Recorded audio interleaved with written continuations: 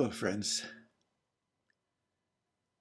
As as always for me, I anticipate sitting down to make these recordings with a very deep sense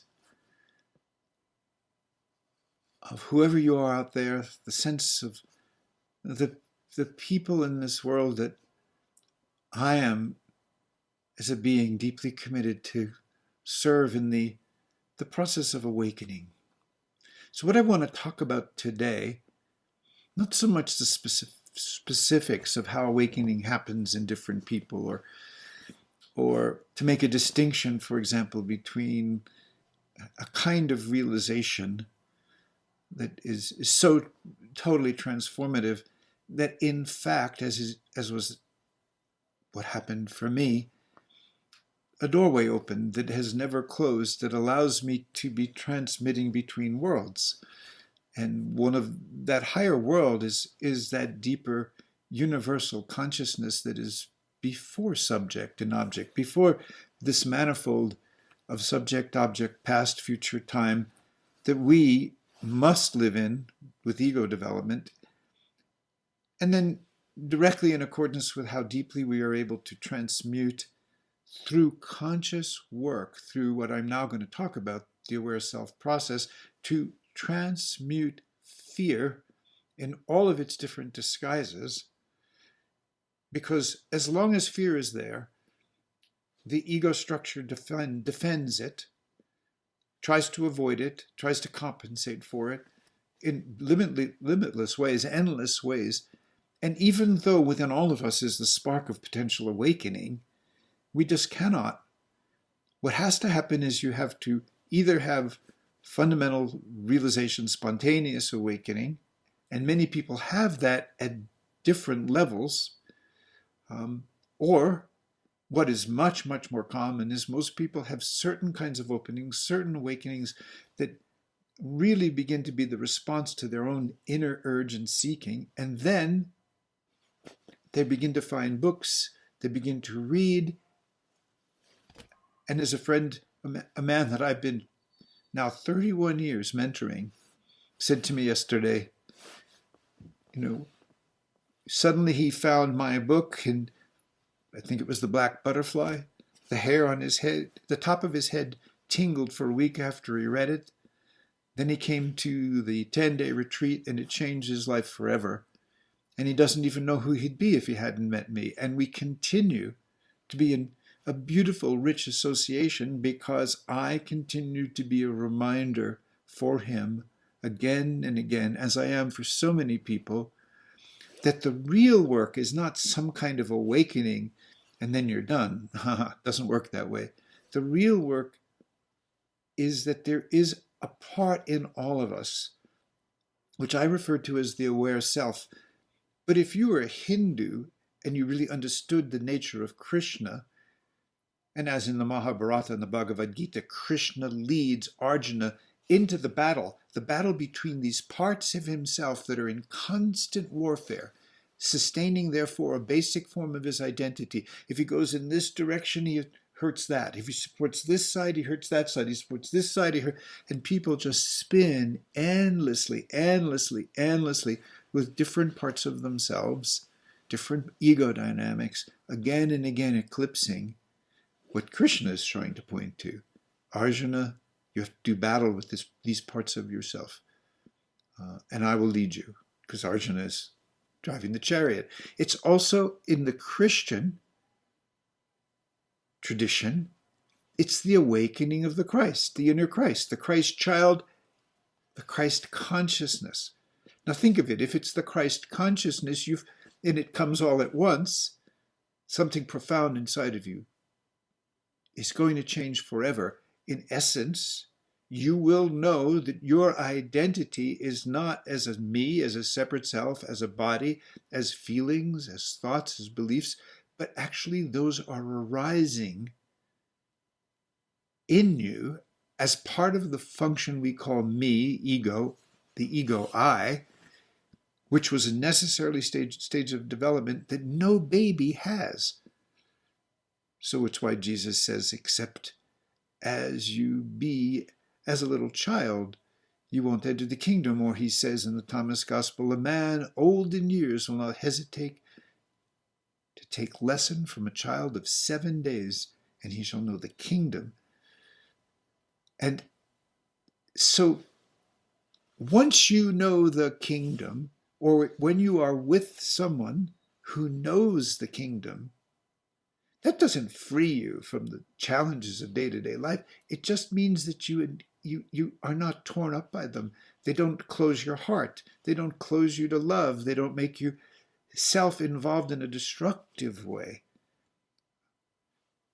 What the aware self does is it has to be strengthened. It's a seed, and it grows slowly. And if you know me, or you listen to these videos, or you know someone like me, again and again and again, the mirror we will hold up is not this way or that way, good or bad, right or wrong, but are you aware that this is a thought about the future, that's making you scared or making you hopeful in a way that's not going to serve you? Are you aware that these are thoughts about the past, that you're selecting the past right now to justify your reactions? Are you aware these are judgments or stories about yourself? Are you aware that you're doing the same thing with judgments and stories about people, politics, money, God, everything? Are you aware that this is a sensation or a feeling in you from a very deep level that you have to meet again and again? And the fundamental feeling that the aware self and the awakened self will guide you to learn to be with is fear.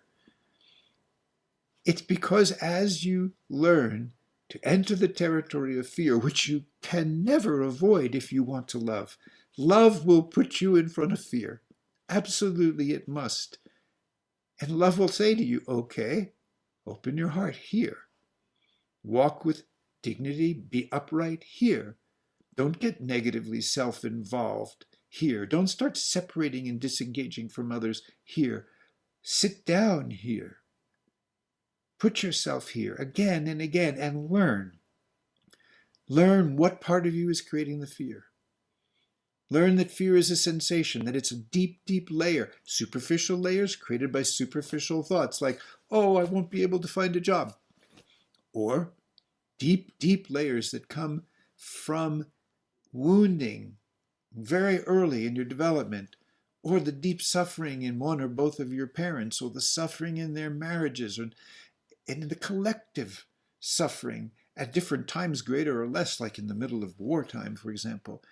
Or what it means to be so deeply encased in the consciousness we call patriarchy, and the levels of identity that are crushing woman in her deepest being, and crushing man just as well. Even though it seems like it makes men superior, it diminishes the capacity for a man to really know himself and ever know the divine in that woman right in front of him.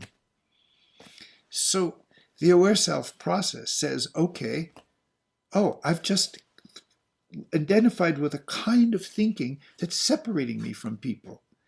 Okay. Now I know I'm individual. I am separate from people in many, many ways.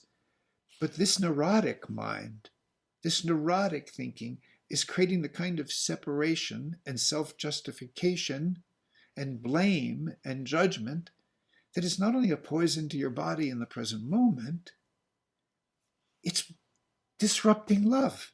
And the whole fabric of reality is love. That I learned 43 years ago. In a sequence of profound, profound awakenings, that process came. And all the rest of the time since then has been going to those deep layers of fear and slowly digesting them, and going to the places where I want to disengage my heart from love. Not I want to, the neurotic mind wants to. Just because of realization and awakening, the neurotic mind doesn't go away, but you become a disciple of your neurotic mind. And it is subtle. And the more you understand it, and the more you don't give it energy, and the more you're able to rest with the most vulnerable kinds of feelings without closing down, without stimulating more thinking, you become liberated. That is the awakening process, and the instrument for that is your aware self. which in the beginning is just a little and weak and gets drowned again and again by fear or loneliness or abandonment or anger, even though anger is itself a product of your mind. We drown in our minds. We use them to keep us going and going and going inside a series of layers of identity that are so small and we don't see it. You want to wake up? It's why we are here. There's no other thing that's better. And you always are going to need help for this. Even though I had such a profound awakening, I have had mentors since then who were so important to me to hold up a particular kind of mirror, both for where I wanted to go and didn't want to go, both for who I wouldn't be and who I could be. And so this is why I'm doing these blogs. This is why I do the retreats, because it will change your life. It will take that seed of your aware self and make it strong enough that you can start to begin to become your own teacher. And you still must and will function in the world, but even better. You'll be a little bit more successful in love and in life. And many people that work with me are very high functioning and very successful, and still there is an absence of that which truly makes the heart soar. The peace that passes understanding, that takes you beyond fear, even though there are many difficult and challenging things every day in life. As I talked about in one of the previous blogs, when I talked about when the future gets stolen by illness or bankruptcy or war. Here we are. Feel the invitation. Know it's already there inside of you. And keep going.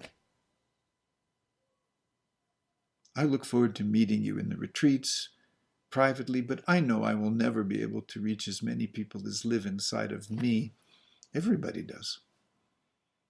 I know some will never ever really be ready to turn toward the light. Not this lifetime, not many. But I know you are.